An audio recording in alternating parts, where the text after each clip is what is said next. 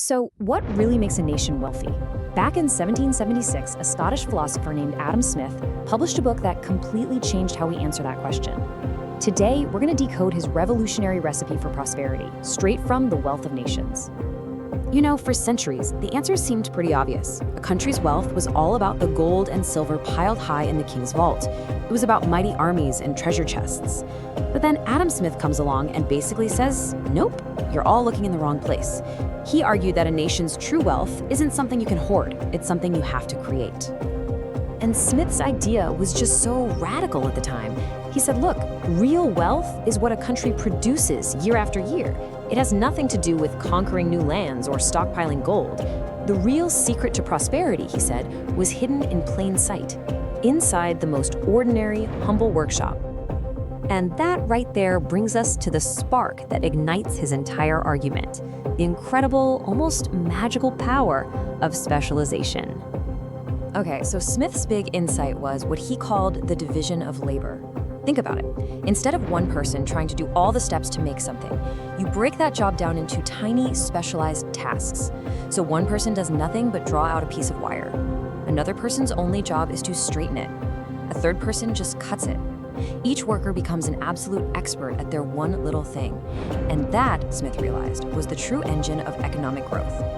And to really get how deep this goes, just look at Smith's own example. To make something as simple as a pair of shears for a shepherd, well, that requires a whole world of specialists. You need the miner who dug the ore out of the ground, the smelter who refined it, the smith who forged the blades, and that's not even counting the people who made their tools. It reveals this vast, invisible network of cooperation that's behind even the simplest things we use every single day. So if everyone is specializing in just one thing, a pretty logical consequence follows, right? This is like the first domino in Smith's system getting ready to fall. This whole thing creates a fascinating paradox. The blacksmith becomes a master at his craft, but guess what? He can't eat the shears he forges. The weaver makes beautiful cloth, but she can't build a house with it. So by becoming an expert in one tiny area, you become completely, 100% reliant on everybody else for your own survival. Specialization doesn't just encourage trade, it makes it absolutely necessary. But here's where Smith flips the whole idea on its head. It's not just that specializing forces us to trade. He argued the exact opposite is also true. He said we humans have this fundamental urge to, in his words, truck, barter, and exchange. It's this innate desire to trade that actually drives us to specialize in the first place, because it creates a market for our unique skills. Let's move on to that second domino and see how this all builds. As trade becomes more and more common, a new problem pops up that, well, demands a new solution. I mean, just trading stuff directly, bartering, is super inefficient. The baker might not want what the butcher has to offer that day. So, societies evolved. They started using unstamped bars of metal. Better, but you still had to weigh and test them every single time you made a deal. The final brilliant step was stamped coins. Now, a public mint guarantees the weight and quality, making trade flow smoothly and building trust. Okay, so we have specialization, we have this natural urge to trade, and we have the efficiency of money. Now, when you combine all of these ingredients on a massive, society-wide scale, something almost magical starts to happen. A powerful, self-organizing system just emerges. And here it is. This is probably Smith's most famous idea. The baker doesn't bake your bread because he's a great guy, he does it to earn a living. The brewer doesn't care if you're thirsty, she just wants to sell her beer. But by pursuing their own private interests, they unintentionally end up creating a public good, a market that's overflowing with the very things society needs. But Smith was a realist. He knew that this whole self-interesting could be a double-edged sword. Just take a look at this comparison.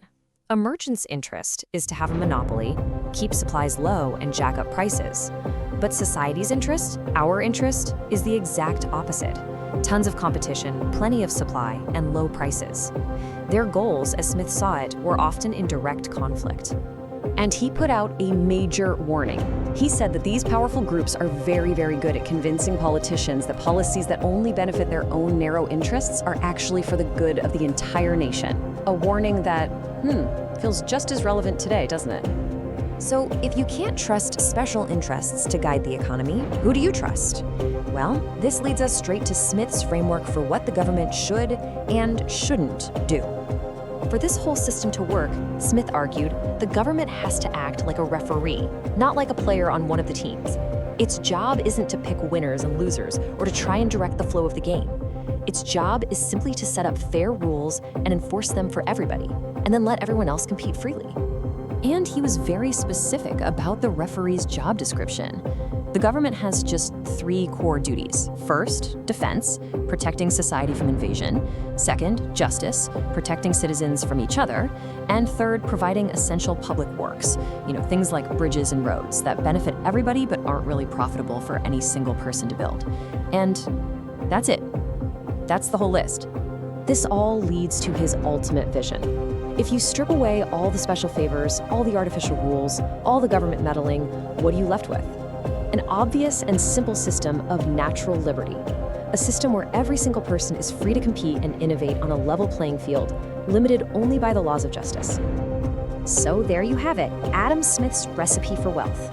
It starts with the spark of specialization, which lights the fire of trade, which is then fueled by money, all of it guided by this invisible hand of self-interest within a framework of liberty. The big question for us, nearly 250 years later, is this. Does that simple system still hold the key to prosperity in our incredibly complex modern world?